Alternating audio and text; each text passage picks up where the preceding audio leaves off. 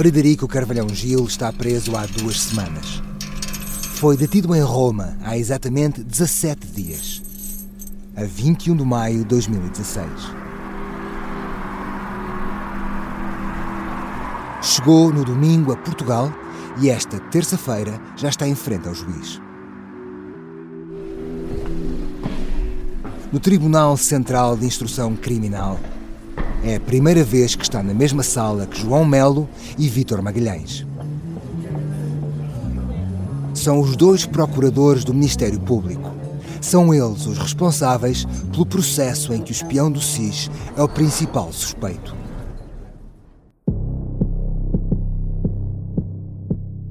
Hoje, Carvalhão Gil apresenta pela primeira vez a versão dele da história.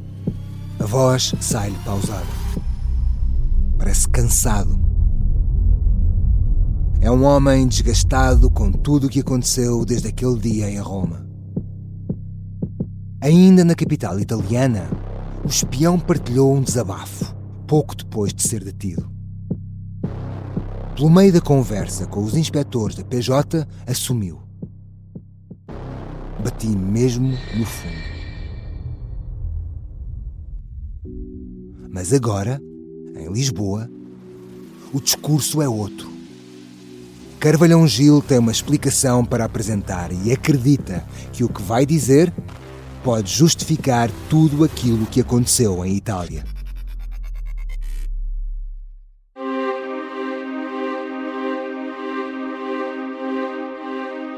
O objetivo das autoridades portuguesas foi claro desde o início: seguir para a Itália, apanhar os 2 espiões em flagrante, detê-los e trazê-los para Lisboa, aos 2. O plano era também obrigar Sergei Pozniakov a responder por crimes de espionagem em Portugal. Querem interrogá-lo, julgá-lo e condená-lo.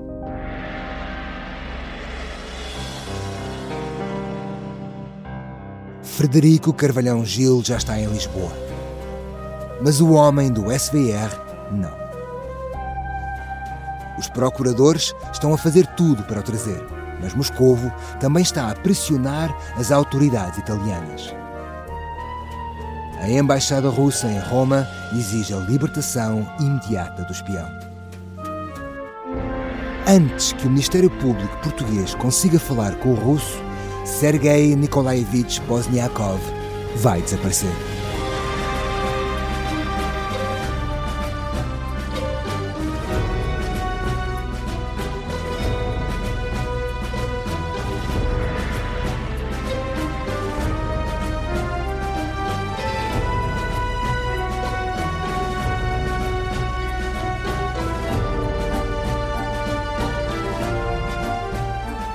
A Vida Dupla do Espião Traidor é uma série para ouvir em 6 episódios que faz parte dos Podcast Plus do Observador.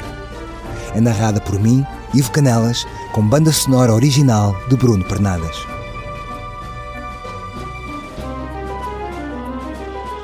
Episódio 5. Um maço de notas verdes.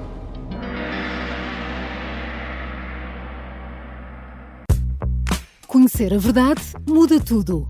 Muda histórias, muda caminhos. Na estrada, também há escolhas que fazem a diferença. A gama elétrica Kia tem 5 modelos, com opções para todos os estilos de condução e momentos da vida. Uma nova forma de avançar com liberdade e mais de 600 km de autonomia. Gama elétrica Kia. Elétricos sem limites. Kia. Movement that inspires. É a primeira vez que Carvalhão Gil fala sobre como conheceu o espião do SVR.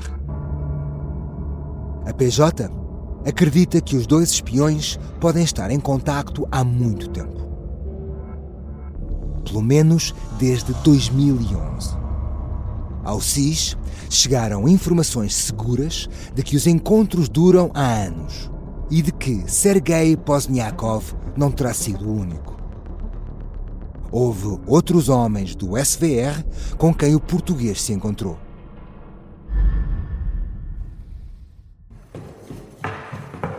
Terça-feira, 7 de junho de 2016. Ivo Rosa entra na sala de interrogatórios do tribunal. O espião prepara-se para se levantar. O juiz diz-lhe que não é preciso. Ivo Rosa tem várias perguntas a fazer a Carvalhão Gil. Depois de 6 meses de investigação, há muita coisa que não bate certo. Há demasiadas dúvidas sobre as ações do espião. O que é que o espião português sabe sobre o russo? Há quanto tempo fala com Sergei Pozniakov? E como é que se conheceram? Que tipo de relação têm?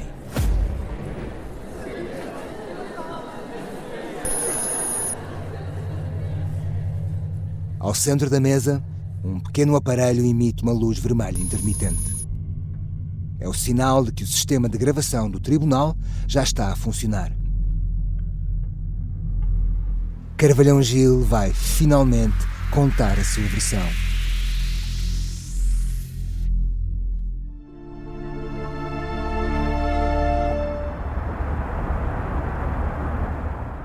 Diz que conheceu Sergei Pozniakov em 2014. Foi em junho, ou talvez em julho. Já não se recorda exatamente do momento, mas lembra-se perfeitamente de como foi. Encontraram-se por mero acaso, conta. Carvalhão Gil estava sentado numa esplanada junto ao rio Tejo. Estava no Café Inn, a poucos metros do Padrão dos Descobrimentos. Ouviu alguém falar russo na mesa ao lado. E meteu conversa. Não seria a primeira vez que o fazia, garante ao juiz Ivo Rosa. Por exemplo, quando ouvia alguém falar espanhol ou até francês, também abordava as pessoas. Na altura, ficou com a ideia de que Pozniakov estava em Portugal de férias e de que seria empresário. Não percebeu exatamente de que área, mas era definitivamente um homem de negócios. Passearam um pouco pela cidade e trocaram números de telemóvel. Nasceu aí uma amizade? Pergunta-lhe o juiz. Carvalhão Gil prefere falar numa simpatia mútua, mas assume que foram mantendo o contacto, sobretudo pelo WhatsApp, mas também através da aplicação Viber. Nos últimos 2 anos, desde esse primeiro contacto em Lisboa, estiveram juntos outras 2 vezes. Apenas 2, garante o espião. Uma em Ljubljana, em novembro de 2015, e outra em Roma, há apenas 2 semanas. Nesta altura, o advogado de defesa de Carvalhão Gil já consultou o processo e sabe que esses são os únicos encontros entre os dois de que há registro formal na investigação.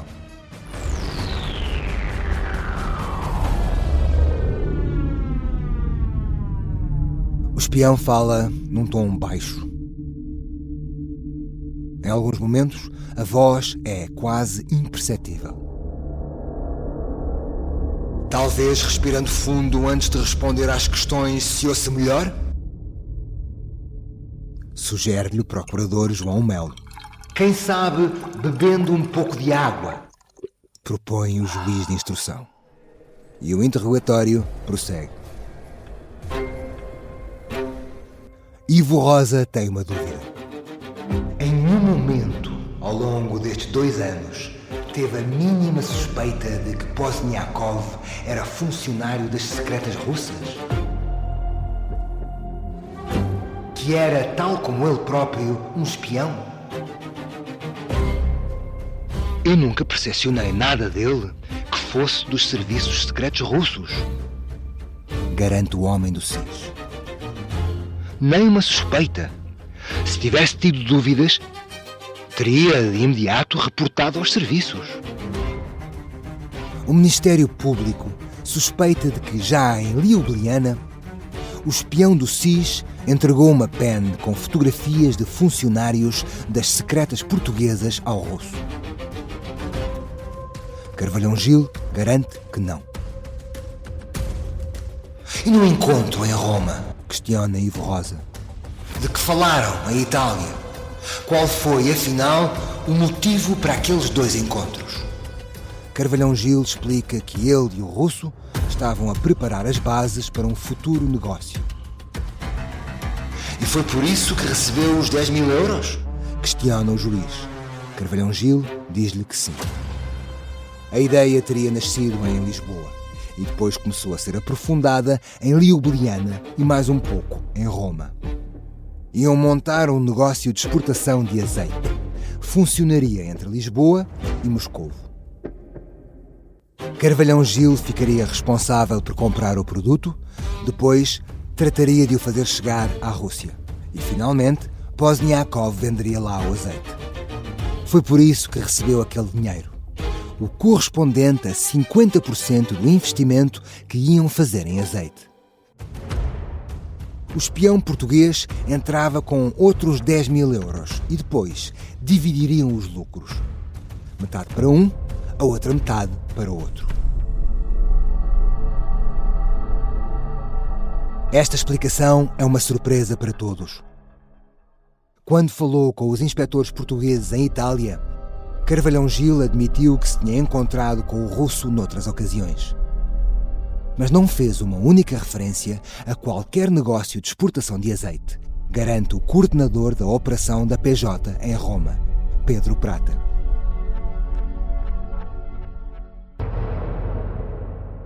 Quando eu lhe digo assim, nós não viemos de Lisboa aqui por um palpite, não é? Sabemos tudo, e ele somou 2 mais 2, é uma pessoa inteligente, não é? Quer dizer, de facto, quer dizer, ainda por cima, quer dizer, ele é agarrado numa situação em que dificilmente inventa uma desculpa, tirando aquela do azeite que não tem pés nem cabeça, não é? Nessa altura não havia azeite nenhum. Ele admitiu claramente perante nós que estava a trabalhar como um oficial da SBR, ponto. A impressão que estava a precisar de tirar qualquer coisa, ele disse tudo. Falou noutros encontros, Áustria, Suíça, Marrocos. Ivo Rosa também parece cético com a versão do espião e continua a fazer perguntas. Pozniakov entregou-lhe assim o dinheiro para a mão, 10.000 euros, e não exigiu mais garantias? Afinal, não se conheciam assim tão bem.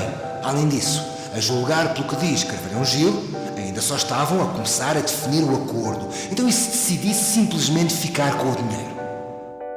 Eu achei que era um bom negócio, limita-se a dizer o espião português.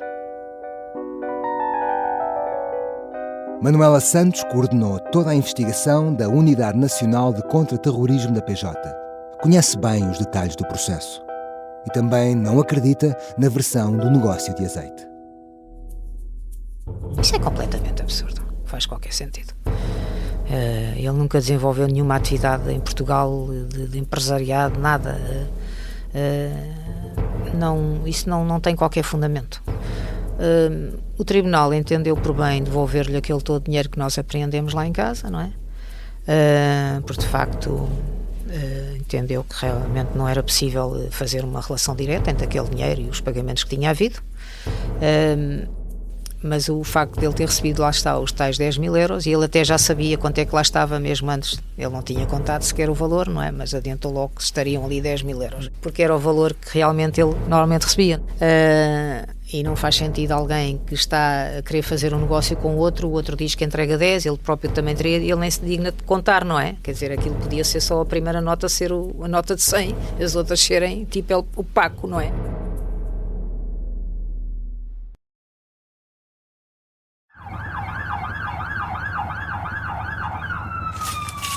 As 2 casas de Frederico Carvalhão Gil estão a ser alvo de buscas. O carro dele também. O cenário que os inspectores encontram espelha bem o perfil do homem que a PJ anda há 6 meses a investigar. Diz Pedro Prata. Digamos que o espaço, de acordo com aquilo que foi reportado pelos colegas que foram à busca e que registaram, nomeadamente em foto e no auto, digamos que correspondia mais ou menos ao perfil que nós tínhamos do Carvalhão Gil. Uma pessoa assim um bocado desorganizada, um bocado caótica e por aí fora, portanto, com pouca disciplina, mesmo tendo a noção de que algumas das coisas que ele ali tinha o podiam comprometer, não podia, não devia ter, e o podiam comprometer, quer dizer, não havia assim nenhum especial cuidado em esconder. Carvalhão Gil vive numa casa em Lisboa com a mãe. Quando os inspectores batem à porta, é o irmão dele quem abre. É ele que vai acompanhar as buscas. O quarto do espião é a 2ª divisão à esquerda, a seguir à porta de entrada. A primeira coisa que os inspectores veem é a cama encostada à parede do lado direito. Está feita. A colcha, bordada em azul, com alguns apontamentos em branco, está absolutamente imaculada. Parece destoar do resto da divisão. De cada um dos lados da cama há uma mesa de cabeceira. À direita, por baixo da janela, está um baú de madeira. Há ainda uma cômoda e várias caixas de arrumação cheias de papéis até acima. Parecem ter sido atirados para ali à toa, sem qualquer organização ou critério. Do lado esquerdo da cama, há um roupeiro em madeira castanho com 3 portas. Por cima estão mais caixas, malas e várias embalagens amontoadas. Os inspectores abrem a porta do meio. Lá dentro, encontram uma mala de viagem de pele num tom claro. No interior estão 2 envelopes. Um branco e outro castanho. No primeiro, leem a inscrição Inválidos do Comércio. Abrem o envelope. E a primeira coisa que veem é o verde. Um maço de notas verdes. São 75 notas de 100. 7.500 euros. Dentro do envelope castanho também há dinheiro. Só ali estão 65 notas de 100. São mais 6.500 euros. De cada lado da mala de viagem há ainda 2 bolsos. No direito, os inspectores encontram 67 notas, 6.700 euros. No outro, há 13 notas, mais 1.300 euros. Além daquela mala de viagem, no roupeiro estão penduradas várias peças de roupa. Calças, camisas e casacos.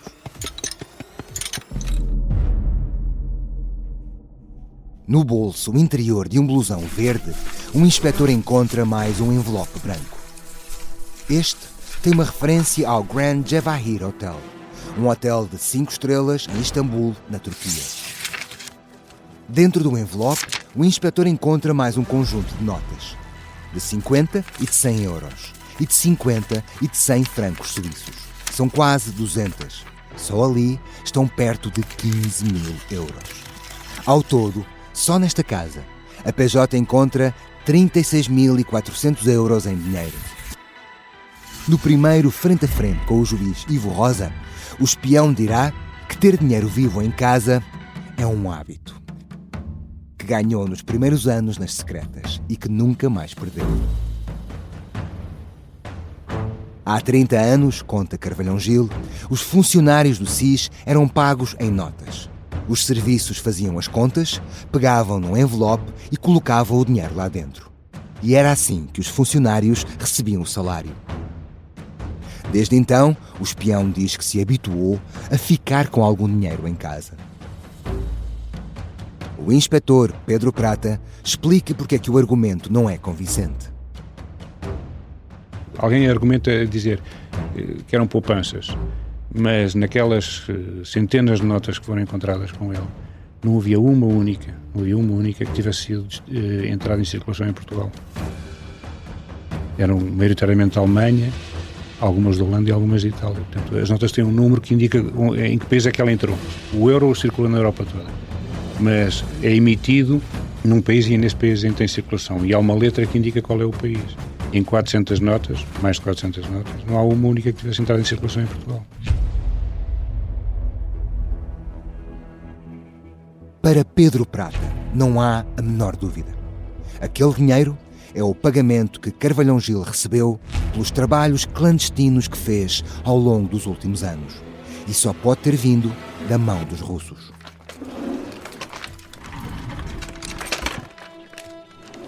À medida que as buscas avançam, os inspectores encontram mais e mais provas que reforçam a mesma ideia. Há anos que Carvalhão Gil anda a passar informações sensíveis aos homens do SVR. Naquele quarto, para além de dinheiro, os inspectores encontram documentos espalhados por toda a parte. E não são uns papéis quaisquer. São informações classificadas que não podiam estar ali. Muito menos daquela forma, sem qualquer cuidado de segurança.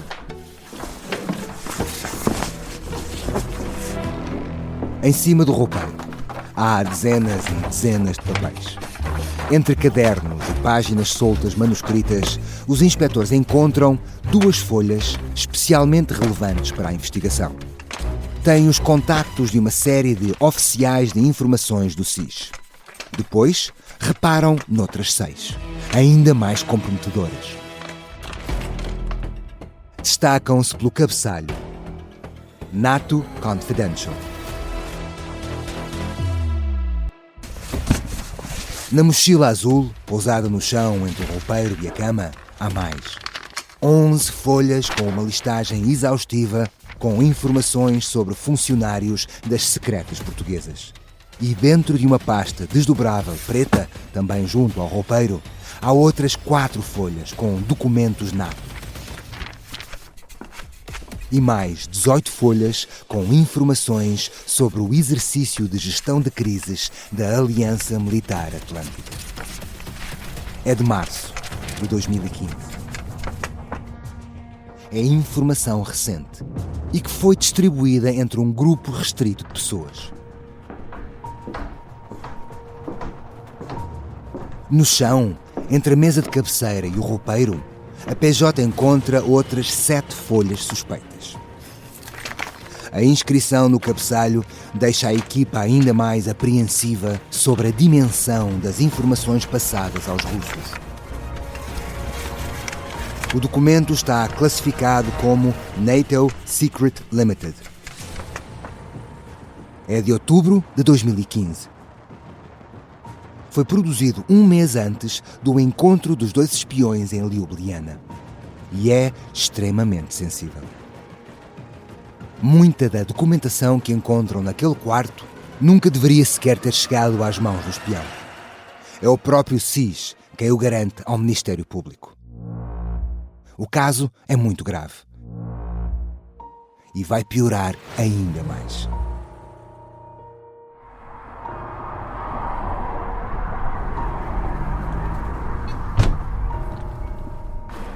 A PJ também está a fazer buscas na segunda casa do espião, no Cacém. Quem abre a porta aos inspectores é Tatiana, a cidadã russa que Carvalhão Gil conhece desde 2007. Apresenta-se como amiga dele. Explica-lhes que mora ali, sem pagar a renda, e deixa-os entrar. Ao longo das buscas nesta casa, onde Carvalhão Gil só dorme nas raras vezes em que a mulher vem da Geórgia para o visitar, a judiciária vai encontrar mais documentos classificados. Num dos móveis da sala está um relatório da Unidade de Ação Contra-Terrorista da PJ. São 17 folhas guardadas dentro de um envelope A4 de papel pardo, onde se lê a indicação confidencial. No quarto, há outro documento com o mesmo selo. É um relatório interno do SIS, composto por 3 folhas, tamanho A4, que estão rasgadas numa das extremidades. Noutro móvel, os inspectores encarregados de revistar a sala apreendem alguns telemóveis e vários cartões SIM. Depois, entre alguns livros, simulado numa das divisórias da estante, encontram um revólver. É um Taurus, modelo 32 Long. Não tem qualquer munição.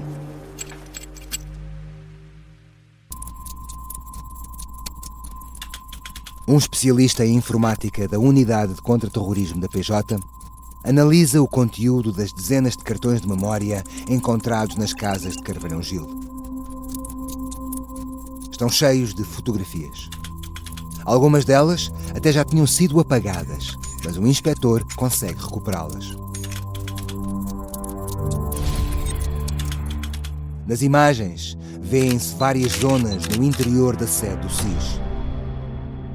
A sala de formação, os departamentos operacionais, o interior do bar do Torreão no piso térreo do Forte da Machoeira e até a área de recepção do gabinete do secretário-geral do CIRP, que tutela todas as secretas.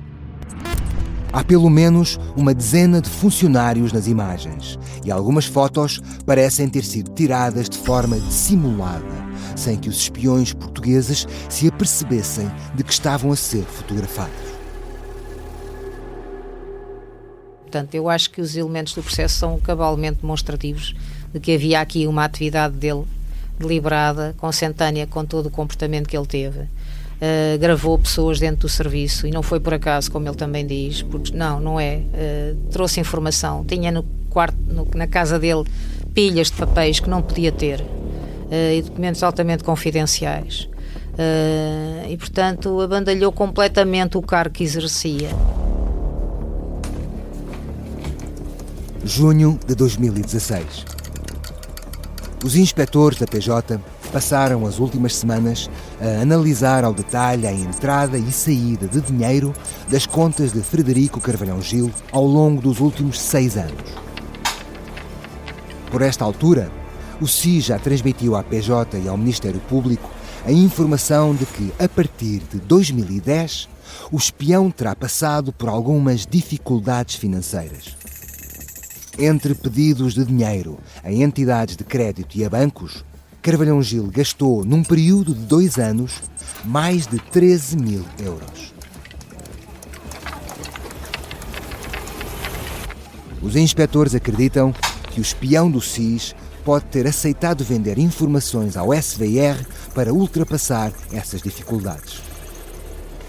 Entre 2010 e 2015, entraram quase 73 mil euros em 2 das contas em nome de Carvalhão Gil. Não há explicação oficial para aqueles valores. É dinheiro fantasma que não deixa rastro. O ritmo de entrada não é constante, mas há um pico em 2014.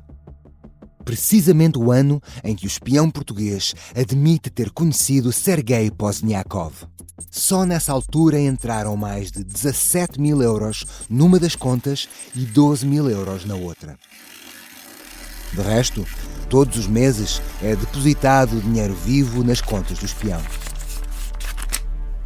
É dinheiro que entra, mas não sai. Desde 2011 que Carvalhão Gil só toca nas contas para pagar a renda e as despesas fixas com luz, água e internet. Para Pedro Prata, só há uma explicação para isso.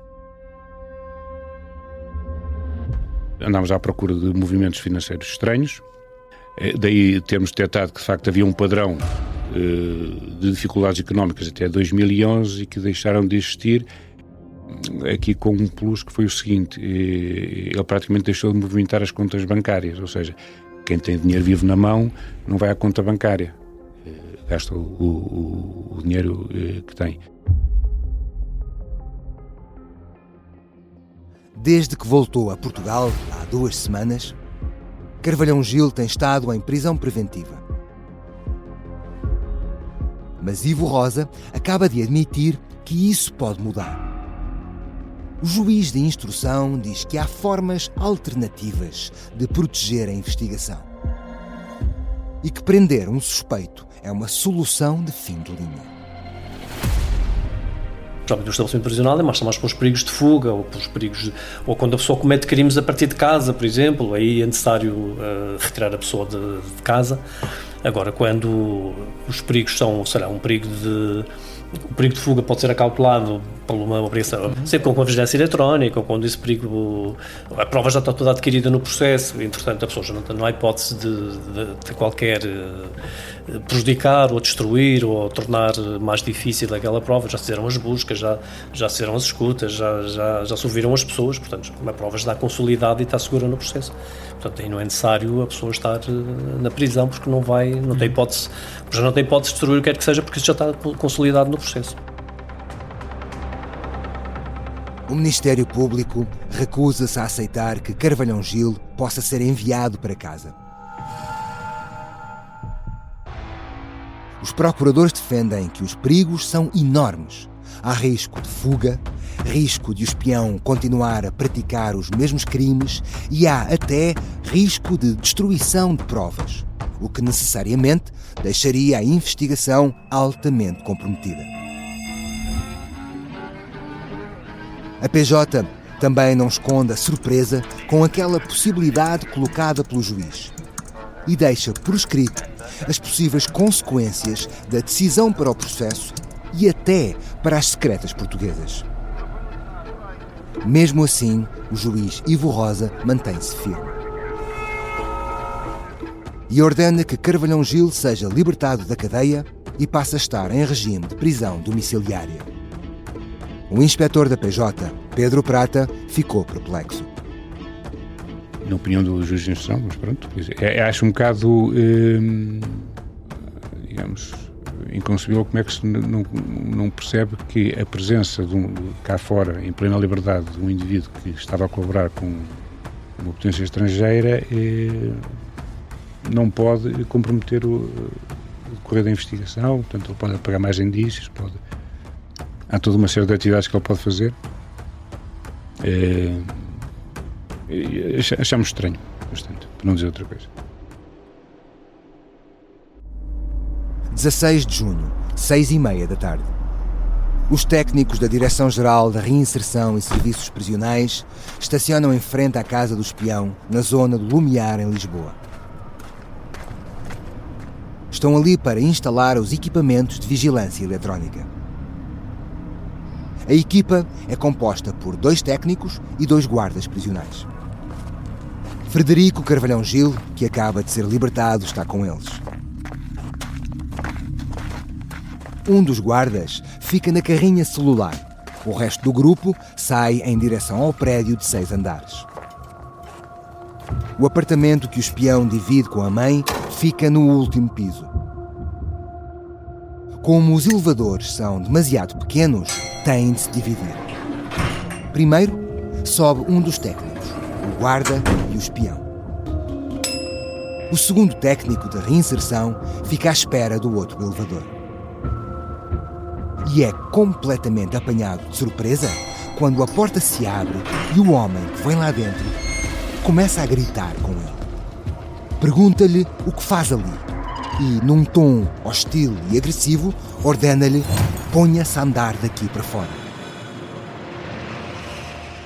Quando percebe que o técnico não faz tensões de lhe obedecer, o homem puxa-o por um braço, empurra-o para dentro do elevador e volta a gritar: vais levar um enxerto de porrada.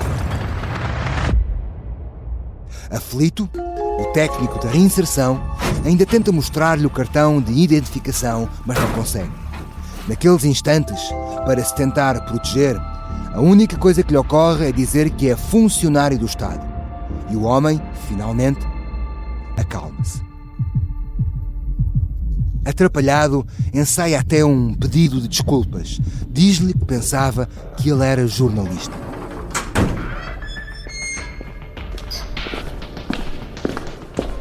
Quando finalmente chega ao 6º andar, o técnico conta o que acabou de lhe acontecer. E Carvalhão Gil garante-lhe que não faz ideia de quem seja esse tal homem. É nesse momento que a campainha volta a tocar. E que se percebe que o homem que ameaçou bater no técnico da Direção-Geral da Reinserção e Serviços Prisionais é, afinal, José Manso Preto, o advogado de Frederico Carvalhão Gil.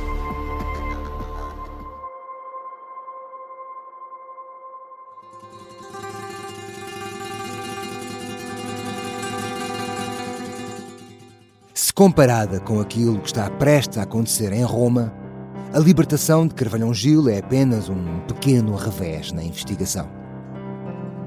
Portugal está há quase 2 meses à espera que o espião do SVR seja extraditado para Lisboa, quando Sergei Pozniakov volta a ser presente a um juiz no Tribunal de Roma. É o dia 14 de julho. Nesta altura, as autoridades italianas estão sob forte pressão de Moscovo. A embaixada russa exige a libertação imediata de Pozniakov. Garante que o homem do SVR é, afinal, um membro do corpo diplomático. Estava em Itália para uma missão de trabalho. Tem de lhe ser concedida imunidade. O Ministério dos Negócios Estrangeiros italiano reconhece. De facto, houve um tempo em que Pozniakov esteve destacado no país. Foi acreditado como primeiro secretário da Embaixada da Federação Russa, mas isso foi há 7 anos. A comissão terminou a 17 de julho de 2009. Mesmo assim, a decisão de Roma não é favorável a Lisboa. A sentença é sintética. O Tribunal da Relação de Roma recusou a entrega de Sergei Pozniakov às autoridades portuguesas. Tudo porque o crime de que o russo é suspeito terá sido cometido, em parte, em Itália. É uma derrota para as autoridades portuguesas. Mas nem sequer é a maior.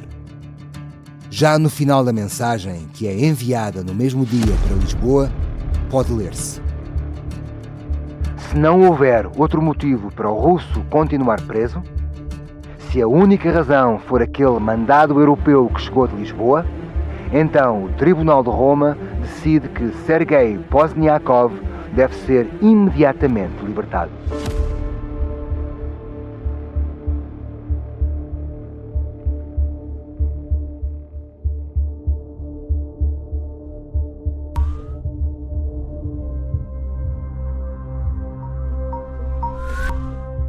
Em Portugal, Carvalhão Gil está em prisão domiciliária há praticamente 1 mês.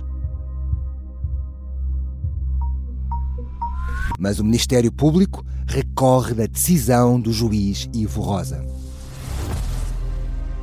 Argumenta que, com a libertação do russo, a segurança do processo fica ainda mais comprometida. Os procuradores não conseguem entender como é que o juiz não vê o risco de haver destruição de provas.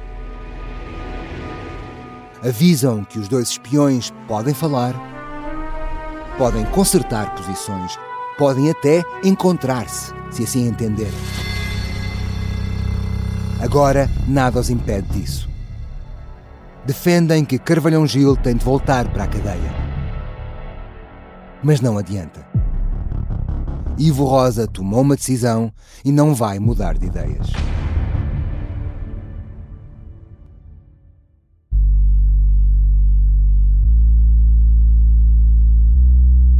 8 de junho de 2017. Pouco mais de 1 ano depois de ter sido detido em Roma, Carvalhão Gil é notificado da acusação. Ivo Rosa quer levá-lo a julgamento por espionagem. José Manso Preto, o advogado do espião, não desiste. Tem 20 dias para requerer a abertura de instrução. É a derradeira oportunidade para evitar o julgamento. Pela frente, o advogado tem um novo interveniente, Carlos Alexandre. É ele o juiz que vai decidir se o caso vai mesmo ser julgado. A atitude de Manso Preto não se altera 1 milímetro. O advogado mantém-se perplexo. Depois de 1 ano e 2 meses de prisão domiciliária, o Ministério Público continua a insistir na prisão preventiva. Toda a investigação atira é um enorme vazio. E a ideia de que o espião do SIS foi a Roma vender a porcariazita de 5 nomes é-lhe inconcebível. As perícias são verdadeiras tretas. E o facto de as provas não poderem ser consultadas pela defesa faz deste um processo inquisitorial.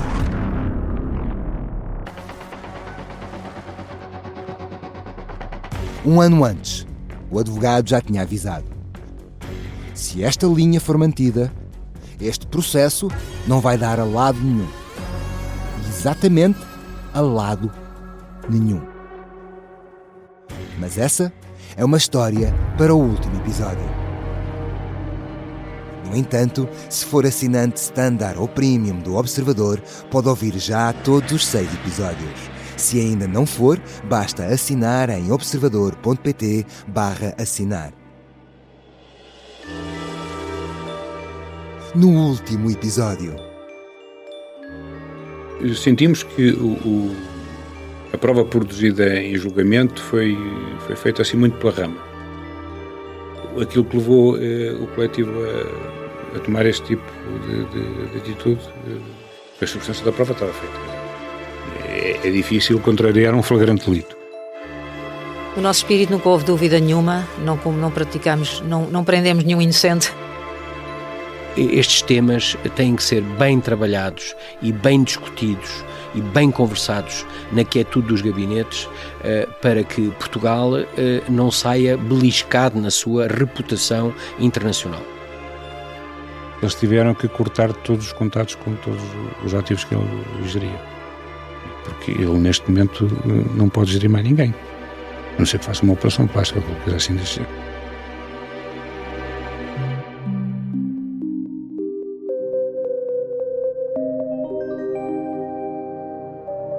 A Vida Dupla do Espião Traidor é uma série para ouvir em 6 episódios, que faz parte dos Podcast Plus do Observador.